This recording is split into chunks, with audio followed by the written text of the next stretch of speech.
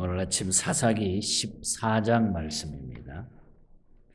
14장 말씀 우리 1절부터 4절까지만 우리 함께 보도록 하겠습니다.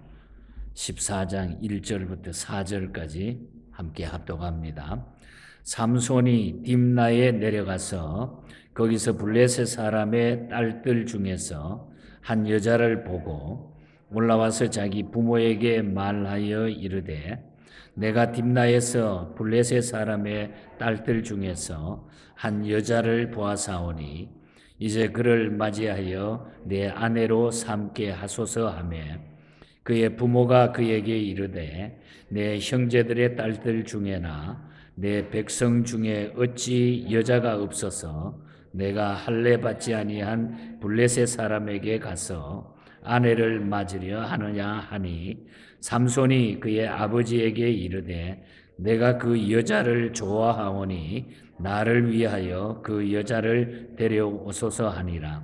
그때에 블레셋 사람이 이스라엘을 다스린 까닭에 삼손이 틈을 타서 블레셋 사람을 치려 함이었으나 그의 부모는 이 일이 여호와께로부터 나온 것인 줄은 알지 못하였더라. 아멘.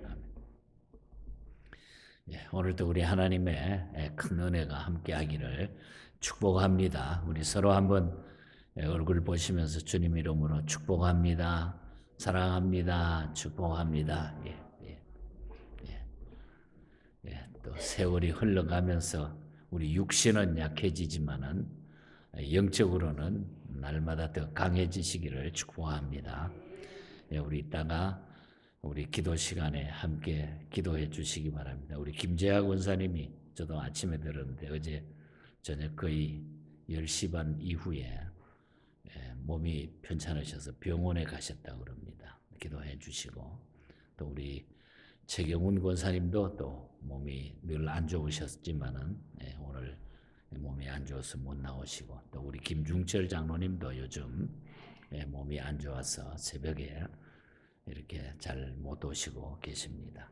우리 어른들 위해서 계속 우리 함께 기도해 주시기를 바랍니다. 여러분들 우리가 세상을 살다가 보면은 이 억지로 해야 될 일들이 참 많이 있죠. 억지로. 근데 우리 하나님 앞에 우리 억지로 하는 일들도 하나님 앞에는 축복이 되고 복이 된다고 하는 걸 우리가 알게 돼요. 우리가 뭐 잘 아는 구레네 시몬 같은 사람은 억지로 십자가를 졌고 또 우리가 하나님 앞에 예배 드릴 때 드리는 이 헌금이라고 하는 이 단어 속에는 억지로라고 하는 뜻이 담겨져 있어요. 그래서 이 유대인들은 하나님 앞에 예배나 헌금을 드릴 때에 구제할 때에 그걸 억지로라도 한다고 하는 이런 의미로 드려집니다. 그래서 억지로 했을 때도 하나님이 복을 우리에게 주신 일들, 우리가 봉사하는 일들, 어떤 데 예배 드리는 일들, 기도하는 일들, 사실 우리가 뭐 어떤 데는 억지로라도 내가 해야 되기 때문에 해야 된다 이런 식으로도 우리가 하지만은 그것마저도 하나님은 우리에게 복을 주신다는 거예요. 그래서 여러분들이 우리는 늘 기쁘게 뭐 좋게 이렇게만 할 수 없는 게 우리의 마음이죠. 솔직한 마음이잖아요. 그래서 여러분들이 하나님 앞에 살아가면서 해야 될 일을 어떤 데는 억지로라도 우리가 감당해야 될 일들이 있다고 하는 거. 그러나 그것마저도 하나님은 기억하시고 우리에게 복을 주신다는 거예요. 그게 우리가 바른 믿음관입니다. 그래서 우리가 가끔 하나님 앞에 살아가면서 그런 상황 속에서도 억지로라도 우리가 주님 앞에 맡은 일들 성도로서 잘 감당하고 살아가시기를 바랍니다. 오늘 14장의 말씀은 삼손은 그 아스글론의 블레셋 거민을 30명을 올라가 가지고 도륙하게 됩니다. 이스라엘과 블레셋 간의 싸움에 불을 당기는 이런 일이 되어버리게 됩니다. 이 사건은 그 블레셋을 징벌하시려고 하는 하나님의 섭리에서 기인하게 되지만은 삼손의 입장에서 본다고 하면은 인간적인 동기에서 되어진 일이었다 하는 것이 나타나고 있습니다. 그래서 오늘 14장의 말씀을 설명을 해드리면서 우리에게 주시는 놀라운 교훈을 한번 찾아보려고 합니다. 삼손은 우리가 아시는 대로 태어날 때부터 하나님께 바쳐진 나실인이었습니다. 그러므로 그는 나실인으로서 하나님의 원하시는 삶을 살아야만 했습니다. 그러나 우리가 어제 태어났습니다마는 오늘 본장에 와서 보면은 나실인의 언약을 여러 가지 면에서 지키지 못하는 삼손의 모습이 이제 쭉 나타납니다. 그래서 이방 여인과 결혼하면 절대로 안 되는 것이 나실인인데 그럼에도 불구하고 3절에 보면 내가 그 여자를 좋아하오니 결혼하게 해달라. 그래서 제가 오늘 아침에 이방 여인을 좋아한 삼손 이렇게 시작을 해서 삼손이 나실인으로서 잘못되어가는 이런 모습들을 좀 말씀 속에서 찾아보기를 원합니다. 오늘 1절과 2절 사이를 먼저 보면은 삼손은 블레셋 사람의 딸을 좋아했다. 블레셋 사람의 딸입니다. 이방 여인이죠. 절대로 그렇게 해서는 안 될 그런 입장인데도 불구하고 이방 여인을 좋아했다. 장성한 삼손은 이제 블레셋 족속에 거주하던 딥나로 내려가 가지고 그곳에서 한 블레셋 처녀를 보고 결혼하고 싶어지게 됩니다. 예쁘게 생겼겠죠. 그래서 그 부모에게 2절에 가서 허락을 해달라고 간절히 부탁을 합니다. 삼손이. 이에 삼손의 부모는 그 여인이 이방 여인임을 알고 계속해서 반대했어요. 안 된다. 그렇게 해서는 절대로 안 된다. 그러나 처음에는 이렇게 반대하지만은 결국은 삼손의 끈질긴 요구에 못 이겨서 허락을 하게 됩니다. 3절과 5절에 보면 우리 그런 말 하잖아요. 자식 이길 부모 없다는 말로 결국은 자식이 원하는 대로 부모는 허락하고 말게 됩니다. 그런데 삼손이 이처럼 블레셋 여인과 결혼하려고 했던 것은 이방 여인의 미모에 이끌렸던 것 외에 또 다른 이유가 있었습니다. 그것은 블레셋 여인과의 결혼을 통해 가지고 먼저 블레셋을 공격하려고 했다고 하는 이 말을 4절에 보면은 하고 있는 것을 특별하게 우리가 기억하게 되죠. 4절 말씀에 보면 그때에 블레셋 사람이 이스라엘을 다스린 까닭에 삼손이 틈을 타서 블레셋 사람을 치려함이었으나 그의 부모는 이 일이 여호와께로부터 나온 것인 줄을 알지 못하였더라. 이 일이 여호와께로부터 나온 것이다라고 했는데 이 말씀의 뜻은 삼손 개인적인 생각이 하나님의 경륜과 일치되고 있음을 말하는 것은 아닙니다. 그런 뜻은 아니에요. 나실인인 삼손이 이방 여인을 취한 것은 하나님의 명령에 명백하게 위배된 것입니다. 위배된 거예요. 여기서 우리가 이것도 하나님이 그렇게 하셨다 이렇게 생각하면 안 되고 삼손의 잘못이 드러나고 있다는 거죠. 하나님은 삼손의 잘못된 행위 속에서도 다만 하나님의 뜻을 이루어 나가셨다고 하는 것입니다. 삼손은 지금 삐딱하게 갔지만은 잘못됐지만은 하나님은 하나님의 뜻을 그 잘못된 삼손이 잘못 갔지만은 그러나 당신의 뜻을 이루기 위해서는 하나님은 그대로 밀고 나가셨다는 거예요. 이 같은 예는 우리가 출애굽 당시에도 나타나는 걸 보게 되죠. 애굽 왕 바로가 어떻게 됩니까? 점점 마음을 강팍하게 굳혀가는 것을 이용해 가지고 마침내 최후의 재앙을 당하여 완전 항복하게 만들어서 이스라엘의 구원을 이루어 나가셨던 것에도 주목할 필요가 있는 비슷한 그런 이야기들이죠. 왜 하나님이 그냥 한꺼번에 바로 왕을 그냥 그때 싹 쓸어버리고 한 번에 해치우면 되는데 왜 하나님은 그것을 계속 놔뒀을까? 하나님의 뜻은 계속 진행이 되는데 인간들이 잘못을 범한다는 거죠. 그래서 삼손이 잘못되어 가지만은 그러나 하나님의 뜻은 거기에 계속 진행이 돼 나간다고 하는 거. 그래서 우리가 하나님에 대한 이해를 바로 해야 돼요. 그래서 어떤 데는 우리가 막 급하고 힘들 때 하나님 앞에 기도하다가 왜 하나님 빨리 이렇게 안 됩니까? 막 이런 식으로 어떤 데 우리가 생각이 들잖아요. 그러나 하나님의 뜻은 하나님의 뜻대로 진행이 돼 나간다고. 이와 같이 삼손 자신은 인간적인 혈기로 이 일을 도모했으나 하나님은 당신의 뜻을 이루어 나갔다고 하는 것입니다. 실로 하나님의 섭리는 오묘한 것이죠. 그러므로 우리는 기왕에 여기서 받는 경우는 기왕에 하나님의 도구로 쓰일 바에는 하나님의 뜻대로 살다가 내 뜻으로 가지 말고 하나님의 뜻대로 살다가 선한 도구로 쓰임 받도록 힘쓰자. 그런 얘기예요. 저는 이 말씀을 준비하다가 그래요. 우리가 내가 잘못해도 하나님의 뜻은 그대로 진행이 되는데 그 잘못된 가운데도 내가 사용될 수가 있지만은 그러나 이왕 사용될 바에는 선한 도구로 하나님의 뜻대로 바로 사용되면 좋겠다. 이 마음이. 여러분 다 그런 생각 안 듭니까? 그렇잖아요. 이왕 사용될 바에 선한 도구로 하나님의 뜻대로 사용되는 사람이 됐으면 좋겠다. 그래서 이걸 기도하게 됩니다. 그 다음에 보면은 이렇게 실수했음에도 불구하고 하나님은 하나님의 구원의 역사를 이루기 위해 가지고 삼손에게 힘을 주셨어요. 그렇게 잘못했는데도 불구하고 하나님은 하나님의 그 뜻을 이루기 위해서 삼손에게 힘을 주셨다는 거죠. 5절과 6절 쭉 이제 살펴보면 삼손이 이제 딥나로 내려가는 도중에 뜻하지 않게 아주 힘센 사자 한 마리를 만나게 됩니다.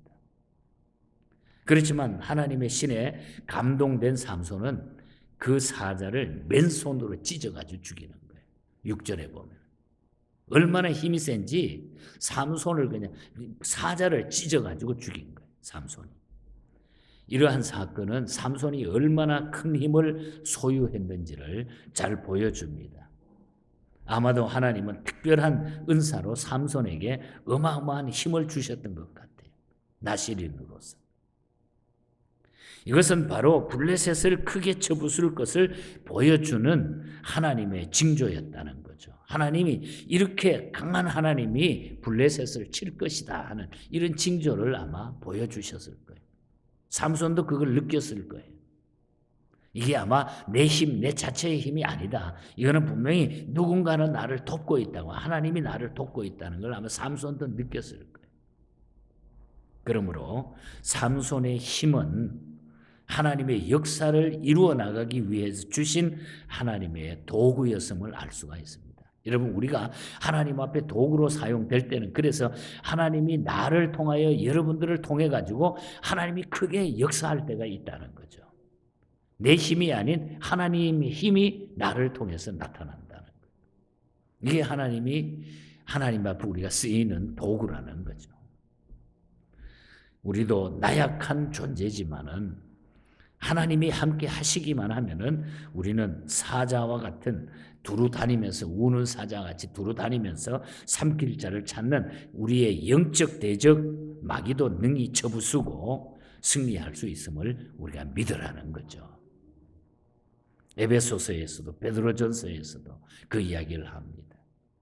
마틴 루터가 생각나지 않습니까? 그래서 마틴 루터는 내 힘만 의지할 때는 패할 수밖에 없지만은 이 땅에 막이 들끓어 우리를 삼키려 하지만은 우리가 겁내지 말고 주님의 뜻을 이해하고 겁내지 말고 나아가게 되면은 우리가 그 마귀 사탄을 다 이길 수 있다. 내 주는 강한 성이요. 우리 주님은 강한 성입니다, 여러분. 강한 성이 든든한 성이에요. 우리의 인생을 보호해 줄 강한 성이 바로 우리 주님이라는 거예요. 그래서 마틴 루터는 강하게 이 찬송으로 하나님 앞에 영광을 올린 거죠. 그래서 우리는 영적 대적 마귀도 능히 쳐볼 수 있는 힘은 하나님이 주신 힘으로 말미암아 될 수 있다. 그래서 삼손이 지금 삐딱하게 잘못되어 있지만은 하나님은 그를 통해서 하나님의 뜻을 이루어야 되기 때문에 하나님이 힘을 주셨다는 거예요. 그러니까 우리가 잘못되어서 힘받지 말고 하나님의 올바른 선한 뜻에 능력이 있는 자가 되면 더 좋지 않겠어요? 그런 삶을 사시기를 축복합니다, 여러분. 그리고 이제 삼손이 또 어떤 일을 거기서 경험하고 있는 거 아니에요? 죽은 시체를 만진 삼손을 볼 수 있어요. 원래 나시린은 죽은 시체를 만지면 안 돼요. 그 금기 사항이. 머리를 깎지 아니하고 또 죽은 시체에 손을 대지 않는 건 아주 금기 사항입니다. 근데 이제 삼손이 그 사자를 찢어 죽였잖아요. 얼마 후에 삼손이 블레셋 여인을 데려오려고 다시 가다가 보니까 전에 자기가 찢어서 죽인 그 사자의 몸에 벌들이 막 모여가지고 벌집을 만들어 놓고 꿀을 거기다가 그냥 만들어 놓은 거예요. 꿀이 쪼르르, 꿀이 먹음직하죠. 그래서 삼손은 죽은 사자의 몸속에 있는 꿀을 실컷 먹고 꿀이 얼마나 많이 있는지 또 그것을 담아다가 부모님에게 갖다 드렸습니다. 그러나 성경을 우리가 읽어보면 그 부모님에게 갖다 드렸지만 이 꿀이 어디서 났는지는 말하지 않았다 그랬어요. 이런 일이 어디서 났는지 하나도 말하지 않았다. 말하지 않는 이유는 아마도 삼손이 죽은 시체를 만져서는 안 되는 나시린의 규례를 어겼기 때문인 것 같아요. 그걸 어겼기 때문에 만약에 그렇게 했다가 죽은 사자의 시체에서 만져가지고 꿀을 가져왔다 그러면 그 부모가 노발대발할 거예요. 그래서 아마 그걸 숨기기 위해서도 그 이야기를 하지 않고 꿀만 갖다 드렸다는 그런 얘기입니다. 여러분, 꿀은 달콤한 거잖아요. 이렇게 우리가 달콤한 향약에 취하면은 이 영역도 잃고 말게 된다는 거예요. 세상에 달콤한 꿀에 빠지게 되면은 우리가 영적인 삶에 힘을 다 잃어버리고 맙니다.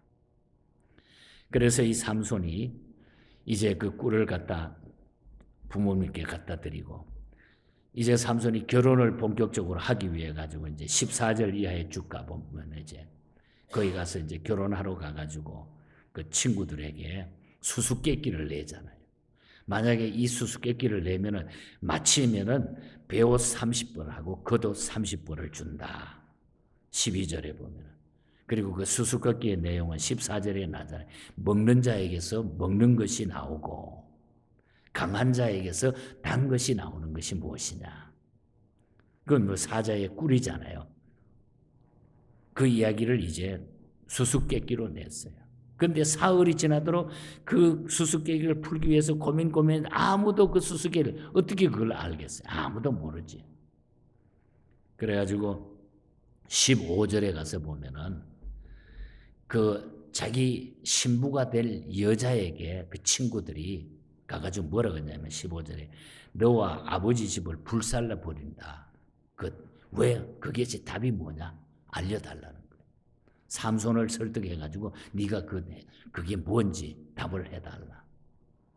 이렇게 그냥 엄포를 놨어요.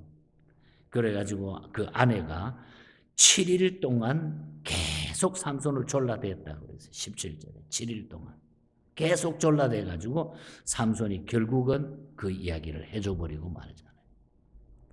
그래서 해주고 나니까 그냥 뿔따구가 빵짝 나가지고 삼손이 아글론 내려가가지고 아글론에서 30명을 그냥 주먹으로 맨주먹으로 해가지고 그 달에 다 죽여버린 거예요. 30명 블레셋 사람. 19절에서 20절에 보면은 뭐라고 30명을 죽이고 나가지고 마지막 절에 보면 그 아내는 자기가 사랑했던 이쁘다고 생각했던 그 아내는 자기 친구에게 줘버리고 그것으로 이제 14장이 끝나는 거죠. 그 여자는 그냥 친구에게 버리고 그냥 30명을 죽였다고 하는 것이 오늘 본장의 마지막에 나타나는 이야기예요. 여러분, 오늘 본장에서 우리가 말씀을 정리해서 우리 기도 제목을 한번 같이 나누읍시다. 우리가 하나님 앞에 살아가면서 하나님의 뜻대로 살다가 하나님의 선한 도구로 쓰임 받는 것이 가장 중요하다는 거예요. 우리 인간이 아무리 계획하고 우리 인간이 아무리 머리를 써가지고 산다 할지라도 하나님이 그 자유의지 속에 그냥 둘 거예요. 잠시 동안은. 그러나 그것은 잠시 동안의 일이지 끝까지 갈 수가 없어요. 결국은 우리는 안 된다는 거예요. 하나님의 뜻이 이루어지기 때문에 하나님의 뜻대로 살아야 돼. 그래서 우리 앞에 놓여있는 어려움과 역경과 고난과 내가 감당할 수 있는 감당할 수 없는 이런 일들이 엄청나게 우리 인생길에는 많이 있잖아요. 하나님의 뜻을 우리가 바라봐야 돼. 그래서 벤자민 스몰크 목사님이 그랬잖아요. 신방 갔다 오니까 목회자인데 신방 갔다 오니까 자기 집에 불이 나가지고 아들이 다 타서 새까맣게 타서 죽은 거예요. 얼마나 원망스럽겠어. 그래도 내가 목사인데 이렇게 신방하고 주의 일하고 돌아왔는데 왜 우리 집에 불이 나가지고 아들들이 다 새까맣게 타서 그 아들의 시체를 붙들고 엉엉 울면서 하나님 웬일입니까? 기도하는데 순간 하늘이 무너지듯 했지만은 주님의 위로의 음성이 들리더라고요. 주님의 뜻은 반드시 이루어진다. 주님의 뜻은 이루어진다. 그래서 이 벤자민 스몰크 목사님이 기도하면서 주님의 뜻대로라고 하는 시를 쓰게 되는 거예요. 그래서 모든 일은 주의 뜻대로 행하며 살아야 된다. 그래서 내 주의 뜻대로 행하시옵소서.